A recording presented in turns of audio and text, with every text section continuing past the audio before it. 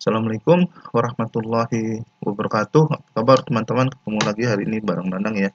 Nah, hari ini saya akan ngasih kamu 10 tips untuk kamu bisa selesaikan tugas akhir kamu ya untuk S3 disertasi ya ataupun S2 dan yang lainnya.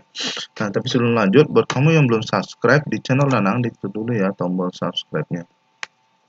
Nah, ada 10 tips yang kali ini yang saya akan bagikan agar kamu sukses menyelesaikan disertasi kamu gitu ya, tugas akhir kamu.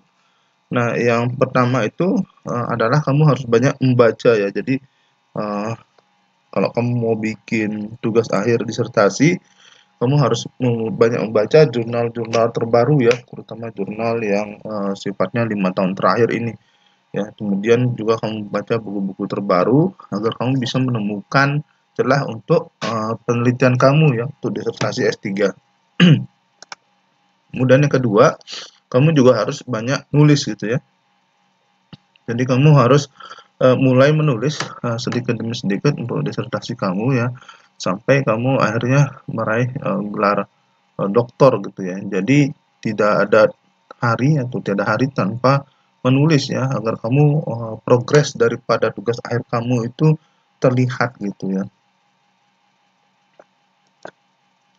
Nah, yang ketiga itu kamu harus siapkan bibliografi ya, atau istilahnya daftar referensi ya, atau daftar pustaka ya, buku-buku, jurnal-jurnal yang kamu akan gunakan sebagai acuan di dalam penelitian kamu ya, terutama jurnal 5 tahun atau 3 tahun terakhir ya, di mana bidang kamu itu dibahas tentang penemuan-penemuan terbaru, sehingga kamu tidak akan mengulangi apa yang sudah dikerjakan oleh orang lain ya. Kamu bisa menemukan celah atau gap yang kamu bisa jadikan itu bahan untuk disertasi kamu.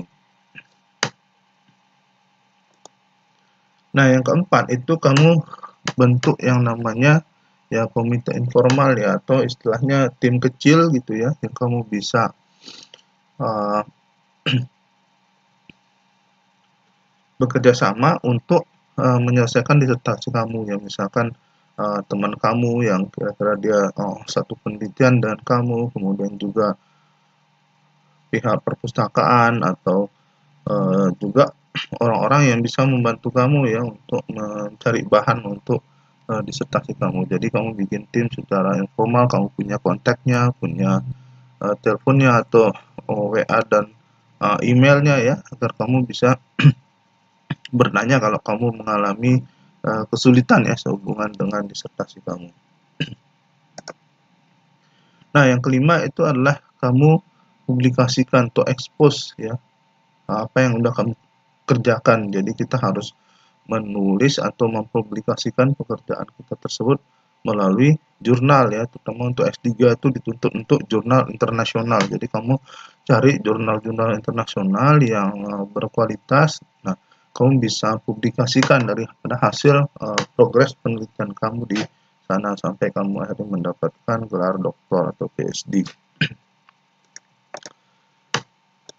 Nah, yang berikutnya itu adalah kamu coba untuk bertanya gitu sesuatu yang berbeda gitu ya, dan istilahnya out of the box ya, untuk mendapatkan ide-ide dan sebagainya yang berkaitan dengan disertasi kamu. Kalau kamu udah dapat bisa bertanya dengan sangat baik, nah maka merumuskan masalah itu adalah setengah dari penelitian itu sendiri gitu. Jadi kamu bisa merumuskan permasalahan kamu dengan baik, nah maka itu merupakan setengah pekerjaan itu sudah diselesaikan istilahnya. Nah, kemudian yang ketujuh ini, jangan kamu menghilang gitu ya.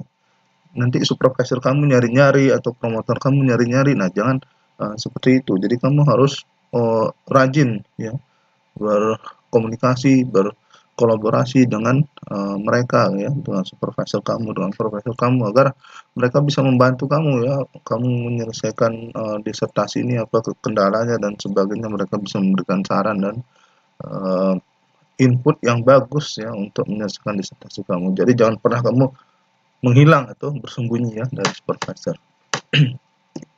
Nah, yang ke-8 ini juga penting, kamu harus bikin backup apapun yang kamu tulis. Kita nggak tahu laptop bisa bermasalah, atau misalkan file kamu entah hilang di mana, atau flash disk kamu tercecer dan sebagainya. Jadi pastiin kamu buat duplikasi bacaan kamu di beberapa tempat, di flash disk, di hard disk, kemudian di DVD atau di cloud. Nah, cloudnya ada beberapa, di email dan sebagainya. Kamu pastikan kamu bikin backup ya daripada semua pekerjaan kamu.